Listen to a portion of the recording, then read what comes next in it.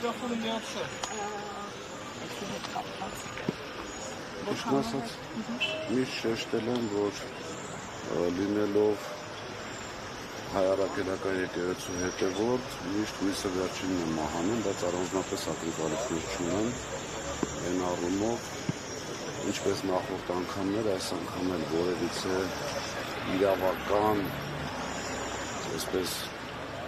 գործ, որպես այդպիսի չկա, որի պատճառով մտածենք միգուցե սենց, միգուցե նենց, բայց կարծում եմ, որ իշխանությունների գործելավոճը կոնկրետ Սամվել Կարապետյանի հետ կապված չհաշված մյուս դեպքերը ենթադրում են վախ պարոն Կարապետյանից դուրսը լինելով ինչպիսի կոնսոլիդացիա, ինչպիսի համախմբում կարող է ապահովել, դա է պատճառը, որ իրանց այս պահին, այսպես ասած, ձեռք է տալիս, որպեսզի ազատության մեջ չլինի։ Ինչ վերաբերում է երեկվա այդ ֆարսին, շոուին, որովհետև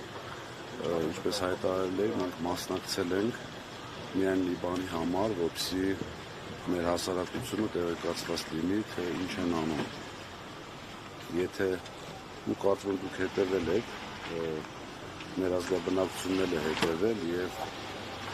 տեսել եք ինչպիսի այսպես կոնկրետ փաստերով, հիմնավորումներով կոտրում ենք իրենց բերածը, այնտեղ նպատակը առանձնապես փաթեթավորումն էլ չէր, այնքան դատարկ, այնքան սուտ, հասարակ օրինակ, բերում են վկաների ցուցմունքներ ընդհանրապես մեր աշխատակիցների նախկին,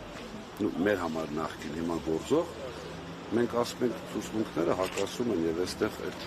քաղաքական գործերը հիշում եք, չէ՞, մեկ ոստիկանի ցուցմունք։ Ես դրա ունը դրել եմ մեկ ոստիկանի ցուցմունք։ Միջնորդում ենք ասում ենք մարդկանց հրավիրեք այստեղ, վերջաշու վարչական հարույթ է կարող են հարցաքննել, ուղղակի մերժում են։ Ու այսպես եվրոպեական հանձնաժողովի անդամների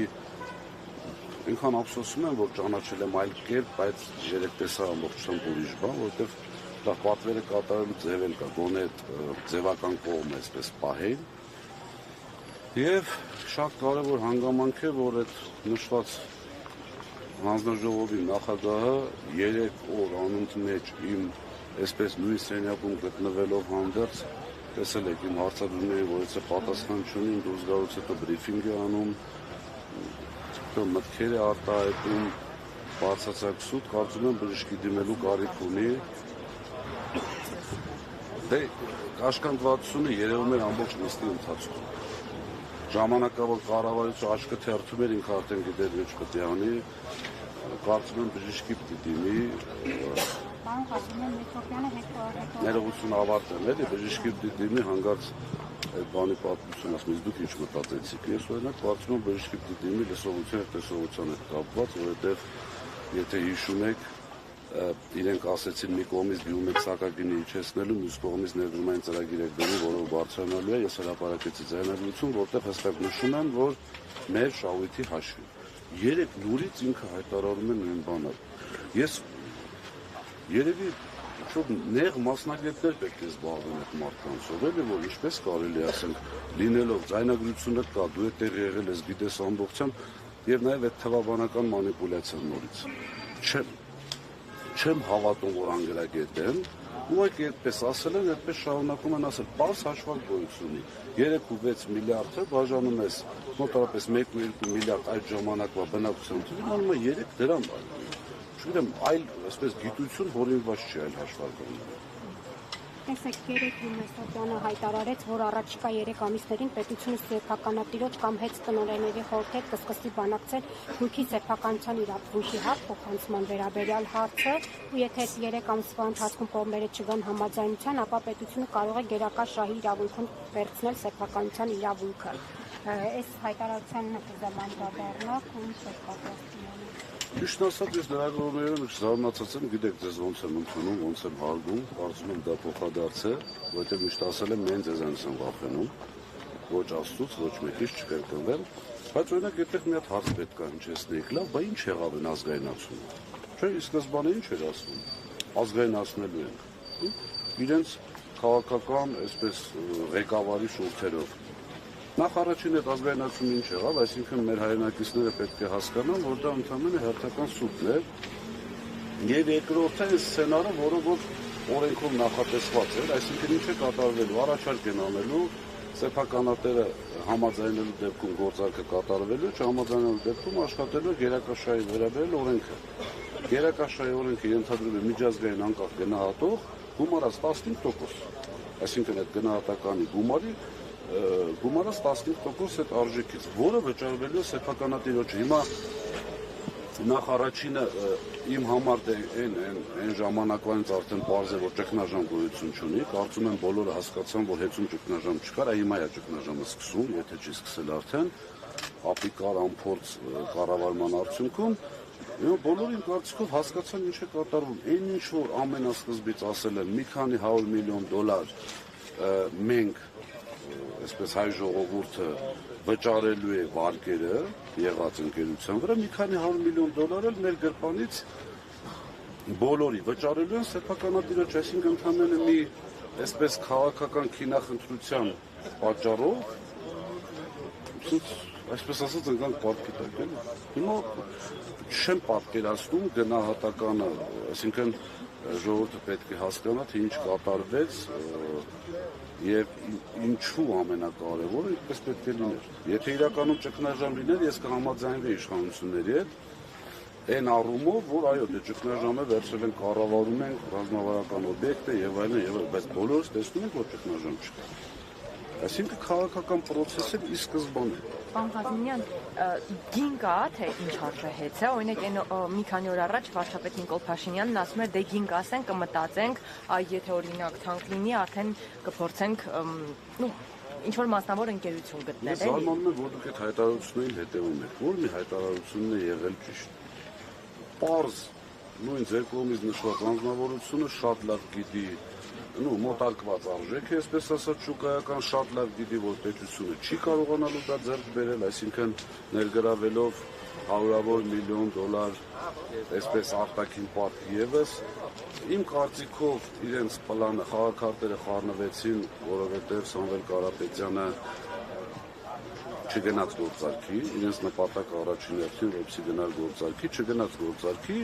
որից հետո արդեն գնացին այլ ճանապարհով, միշտ ասել են ոչ մի իրեն հարգող անձնավորություն կամ բարի համբավ ունեցող կապ չունի միջազգային թե ներքին կազմակերպություն հեծը չի գնել։ Այստեղ կա այսպես բարոյական կոդեքս, չի լինի միլիարդատեր մարդու ձեռքից խլածը մեկ այլ ինչ-որ կազմակերպություն, որը տիրապետում է ֆինանսական ռեսուրսների, չի գա վերցնի, այստեղ արդեն իմ ասածն է որ ուժերին է կամ որ երկրներին ձեռքարից սա ձեռք է։ Այսինքն կասկածում եք, որ այստեղ իրենց սրտի օլիգարխներից մեկին կգտնեն եւ նա էլ կգտնի այդ։ Դե ստիպելու միջոցների վրա իրենց չեմ կասկածում, իրենք այդ գործիքակազմին տիրապետում են շատ ավելի լավ, քան բոլորը ընդհանրապես միջազգային այսպես փորձով, բայց գիտեք, այնտեղ պայմաններ կարող են լինել։ Ասենք իրենց օլիգարխին ստիպում են գնելու, նա ասում է, չէ, չգիտեմ, գալիս են ինչ-որ պետական երաշխիք, եթե գիտեք, պետական երաշխիքի մասին օրենքը փոխվեց եւ պետական երաշխիքը այլևս չի համարվում պետական պարտք։ Ժամանակին, երբ որ պետությունը պետական երաշխիք է տալիս, դա գումարվում է պետական պարտքին։ Հիմա այդ խնդիրը վերացրել են, իմ կարծիքով կտան, եթե այդպիսի համաձայնություն լինի, կտան պետական երաշխիք, դա կգտնեն, որը ոչ մեկ չի տեսնի, կվերցնեն, կտան այդ համապատասխան անձին, այ թե ինչ է լինելու դրանից հետո, այդ արդեն նորից կրկնում եմ, ես չեմ ուզում իմ այսպես ամբիցիաները բավարարելու համար վատ լինի մեր երկրի վիճակ, անկախ նայած ով է ղեկավարում կամ բան, աստված ստալվեմ, բայց կարծում եմ, որ շատ վատ է լինելու այդի վիճակը, մի ապացույցել գումարած դրան 3 ուղիղ հարց է տրվում, ասում է թանկացվելու է թե չէ ոսանքը, ինչ է պատասխանում անձնաժողովի նախագահը, ուղղակի ծիծաղելի պատասխան, հաշվի առնելով, որ սա աննախադեպ է, աննախադեպ գործընթաց է, բառերը կարող է այսպես չսուտեմ, բայց միտքը հաշվի առնելով, որ աննախադեպ գործընթաց է, ոչ մի ռիսկ չեն բացառում։ Այսինքն ուղղակի վախեցավ հայտարարի, որ չի բարձրանալու սակագինը։ Այն դեպքում կրկնում եմ բոլորի համար, Սամվել Կարապետյանը հայտարարել էր, որ 10 տարի չենք թանկացրել եւ 10 տարի չենք թանկացնելու։ Նույն սուբյեկտը 3 ասում է իսկ ով կարասի թանկացնելու ենք, թե չենք թանկացնողը միայն հանձնաժողովն է։ Սամվել Կարապետյանը հայտարարել է, որ մենք հայտով հանդես չենք գալու, որպեսզի թանկանա։ Մնացած արտադրողների մասով, մյուս մասնակիցների մասով իհարկե հանձնաժողովը կարող է թանկացնել։ Ներեք եկած մի հատ, իսկ կարող են նախընտրական շրջանում էժանացնել, հետո նորից բարձրացնել։ Կարող է այդպիսի սցենարներ։ Մոտավորապես ճանաչելով իշխանությունների գործելավոճը ես ոչինչ չեմ բացառում։ Պարոն Ղազմինյան, ի վերջո հեծի հետ կապված այս ամբողջ գործընթացը դասություն կարող է ունենալ Հայաստանի միջազգային ներդրումների վրա եւ այս ընթացքում խոսել եք ձեր գործընկերների հետ միջազգային կառավարության եւ արդյոք պատրաստ եք որևէ հետազոտություն անել, թե դրա կարիքը չկա բարձր։ Չէ, բանի մասով, ներդրումների մասով թվերներ են հրապարակում, տեսնում եք, որ խայտարակ վիճակում են, որպես այդպիսի ներդրում չի կարող լինել, բայց նորից կրկնում եմ, գիտեք,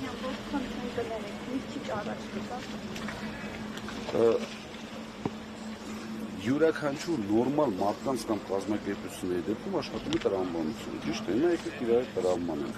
Կա շատ մեծ ընկերություն, որ ունի եւ աշխատանքային փորձ եւ այնպիսի աշխատակիցներ, որոնք կարողանում են յուրաքանչյուր տեղ ներդրում անելուց առաջ, չէ՞, ստուգել այդտեղի հարկային դաշտը, պետական օրենքները, ամեն ինչը։ Հիմա պատկերացրեք, ինչ որ մեկը ուզում է Հայաստանում ներդրում անել։ Բացի վերոնշյալ երկու, այսպես ասած, ճշնամական երկրներից։ Գալիս են այստեղ ուսումնասիրում են, տեսնում են, որ կար մի գործարար, որը հեծստանակացման եզրին եկավ վերցրեց, խնդրանքով եւ այլ, այսպես կանգնացրեց ոտքի, հետո հասկացավ, որ իր պետությունը գնում է կործանման եւ եկեղեցու հետ կապված պաշտպանության հայտարարություն եղավ, որի արդյունքում, այսպես արագացված եմ ասում, արդյունքում այդ ակտիվը խլեցին։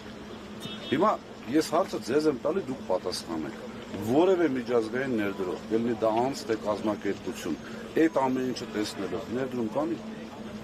Բնականաբար չի անել։ Այս ՀՑԿ-ի որոշման հետ բողոքարկելու հնարավորություն կա, բողոքարկելու հետ ինչ է կանելու։ Ես բազմաթիվ անգամ ասել եմ, որ իշխանությունների մանիպուլյացիան, որ տեսեք Սամվել Կարապետյանը դատի է տալիս պետության եւ այլն, խնդրում եմ մեր հայրենակիցներին, որպեսզի հասկանան մի բան, մենք երբևիցե չենք նույնականացրել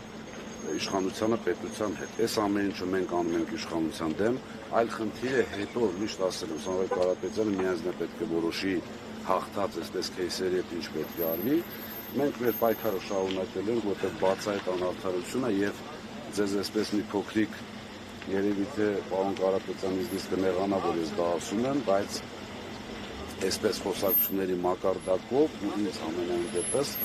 տեղեկացվել եմ, որ Սամվել Կարապետյանը ամեն դեպքում մտածում է, որ ոչ թե իր ակտիվի մասին, Սառաջանքան մասում եւ ինձ այսպես հասցրել է, որ մենք միևնույն է պետք է պայքարենք, որովհետև հեծը վերաբերվում է ամբողջ ազգին եւ սրանք հեծը վերելու են այն վիճակին, որ դուժելու է ամբողջ ազգը։ Հենց դրա պատճառով էլ պայքարել են։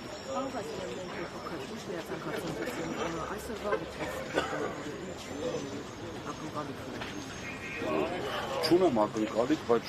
շատ կուզենամ սպասել։ Որ լրատվամիջոցները, որ էտել չի, դե պարզ չի, կարող ժամանակագրությունն են խառնել։ Իսկ հիմա պարզ է, ինչ է կատարվում։ Ես շնորհակալ եմ։